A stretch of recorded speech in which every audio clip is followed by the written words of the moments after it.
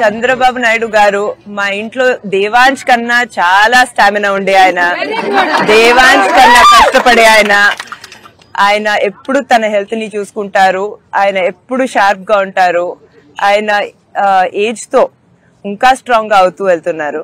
So అందులో సందేహమే లేదు. మాకన్నా ఎక్కువ కష్టపడతారు, ప్రజల కోసం ఏవైనా చేస్తారు చంద్రబాబు నాయుడు గారు.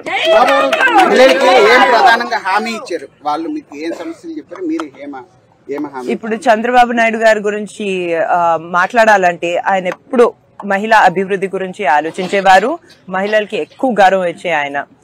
ఇప్పుడు చూసుకుంటే డ్వాక్రా సంఘాల్ని మన భారతదేశంలోనే ఈ స్థాయికి వచ్చాయంటే అది చంద్రబాబు నాయుడు గారి వలన. అలాగే మహిళలకు ప్రొఫెషనల్ ఎడ్యుకేషన్, ఇంజనీరింగ్, మెడికల్ కానివ్వండి, భారతదేశంలో మొట్టమొదట రిజర్వేషన్ కూడా స్థాపించింది ఆయనే, ఇచ్చింది ఆయనే. అదే కాకుండా మన మొదటి మహిళా స్పీకర్ ని కూడా ప్రతిభా భారతి గారిని పాలిటిక్స్ లో రానిచ్చింది ఆయనే. సో ఎప్పుడు మహిళల గురించి ఆలోచిస్తూ ఉంటారు. ఇప్పుడు మన బాబు సూపర్ 6 గురించి మనకు తెలుసండి. మహిళలకి వాళ్ళ పిల్లల విద్య కోసం ఏదైతే చాలా ముఖ్యం, దానికోసం 15,000 రూపాయల గ్యారంటీ ఇవ్వటం జరుగుతుంది. అదే కాకుండా 18 to 59 సంవత్సరాల మహిళలకు ప్రతి నెల 1,500 రూపాయలు వచ్చేటట్టు చూస్తున్నారు. ఉచిత బస్ ట్రాన్స్పోర్ట్ వచ్చేటట్టు కూడా చూస్తున్నారు. అదే కాకుండా మహిళలకి 3 గ్యాస్ సిలిండర్లు ఉచితంగా వచ్చేటట్టు చూస్తున్నారు. అదే కాకుండా మా లాంటి యువకులకి కళలకు రెక్కలు అనే ప్రోగ్రాం ద్వారా వాళ్ళకి 0 ఇంట్రెస్ట్ లోన్స్ వచ్చేటట్టు గవర్నమెంటే గ్యారంటీ ఇచ్చేటట్టు చూస్తున్నారు. సో బాబు గారు ఎప్పుడు మహిళల గురించి ఆలోచిస్తారు, అది కూడా యువతుల గురించి ఎప్పుడు చాలా ఎక్కువగా ఆలోచిస్తారు.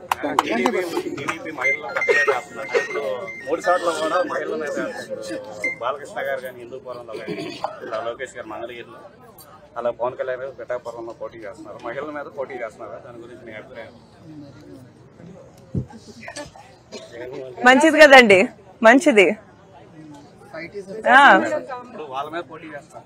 అవును, మహిళలైనా ఈ సొసైటీలో మహిళలైనా పురుషులైనా ఒక సమానమేనండి. అందుకే మేము కాలేజీల్లో కానివ్వండి, లేకపోతే ఇప్పుడు వర్క్ లో కానివ్వండి, మహిళలు చాలా బాగా పైకి వస్తున్నారు, పురుషులు కూడా చాలా బాగా పైకి వస్తున్నారు. సో అందులో ప్రాబ్లం ఏం లేదండి. ముఖ్యంగా వర్మ గారి అబ్బాయి గిరీష్ గారికి ప్రజానాయకుడు, ప్రజల గుండెల్లో చిరస్థాయిగా కష్టం వచ్చినా ఇబ్బంది వచ్చినా ఎప్పుడు వెన్నంటి ఉండే వర్మ గారికి మనస్ఫూర్తిగా నా హృదయపూర్వక నమస్కారం. అలాగే జనసేన నాయకులు తుమ్మల బాబు గారికి, పిఠాపురం నాయకులు జ్యోతుల శ్రీనివాస్ గారికి, మర్రెడ్డి శ్రీనివాస్ గారికి, కాకినాడ పార్లమెంట్ అభ్యర్థిగా శ్రీ తంగెళ్ల ఉదయ శ్రీనివాస్ గారికి మనస్ఫూర్తిగా హృదయపూర్వక నమస్కారం. వినిపిస్తుందా నా మాట మీకు? ఓకే. నేను ఏదో ఒకసారి ఒక ఎన్నికల కోసం రాలేదు ఇక్కడికి. మనస్ఫూర్తిగా పోయినసారి నేను వచ్చినప్పుడు పోరాట యాత్ర అప్పుడు వచ్చారు. ఇక్కడ మనకి కొత్తపల్లి ఉప్పడ బీచ్ రోడ్ మనకి కొట్టుకుపోతా ఉంది. ఆ రోజున ఉప్పెన సినిమాలో ఇల్లు కూడా ఈ రోజున లేదు అన్న దృష్టికి తీసుకొస్తే ఈ రోజున మత్స్యకార నాయకులందరూ నాకు తెలియజేశారు. మాకు మా సమస్యలన్నీ నాకు వినతి పత్రం ఇచ్చారు. ఇది మన వారాహి సభ పెట్టుకుంటున్నాం కొత్తపల్లి ఉప్పాడలో. జనసేన, తెలుగుదేశం, భారతీయ జనతా పార్టీ ఉమ్మడి సభ పెట్టబోతున్నాం, కూటమి సభ పెట్టబోతున్నాం.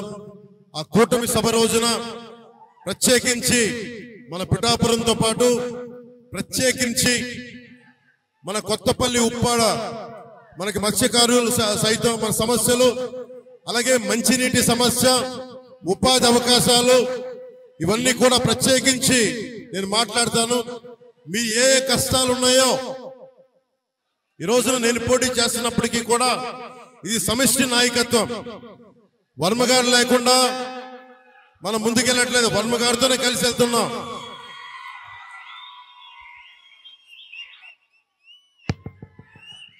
నేను పోటీ చేస్తున్నా మేమిద్దరం కలిసి పోటీ చేస్తున్నట్టు చంద్రబాబు నాయుడు గారు కూడా చెప్పారు. 175 నియోజకవర్గాల్లో తెలుగుదేశం, 175 నియోజకవర్గాల్లో జనసేన, 175 నియోజకవర్గాల్లో భారతీయ జనతా పార్టీ. ఎందుకంటే ఒక నాయకత్వం, సమిష్టి నాయకత్వం ఆంధ్రప్రదేశ్ 5 కోట్ల ప్రజలకు కావాలి అని చాలా బలమైన ఆకాంక్షతోటి ఈ రోజున మీ ముందుకు వచ్చాం. ఇది నా విజయం కాదు, ఇది చంద్రబాబు నాయుడు గారు జైల్లో ఉన్నప్పుడు కూడా